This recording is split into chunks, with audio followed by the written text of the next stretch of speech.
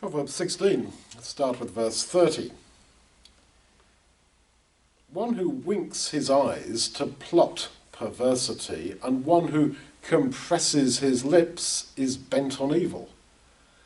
What that shows is that God is looking at people's body language. This is how close God is looking.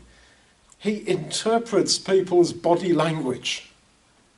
God is not a God afar off. He is a God who is very near at hand. And he is looking and watching. Now, one of the big themes in the book of Proverbs, and all through the law of Moses, and in fact all through the Bible, is that God majors on what we consider to be minor things. He looks at what we might consider to be little things and says that is the measure of a man.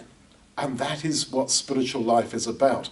That in the little things of life, we are in line with the ways of God. We are walking in the way of the Spirit. And so in Proverbs 16 verse 2, all the ways of a man are clean in his own eyes, but Yahweh weighs the motives. He weighs your real motives. And don't forget, you can do apparently good things from the wrong motives. Why do you like going to church?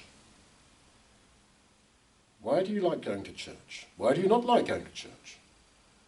Why do you read the Bible? All sorts of things. You can actually do what apparently is the right thing from the wrong motives.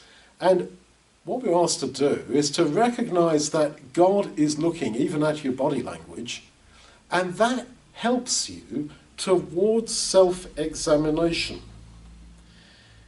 So we will not be justified on the basis of how we feel about ourselves.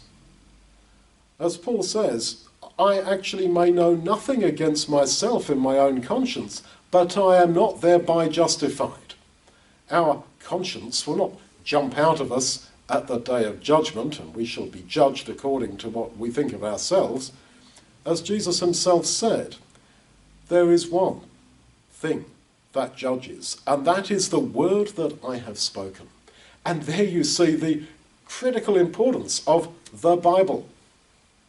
That here we have his word, here we have his way, and we are to go that way, recognizing that God is looking absolutely at everything in me, weighing my motives, looking at my body language, seeing absolutely everything. And that is actually not a burden, but a great freedom.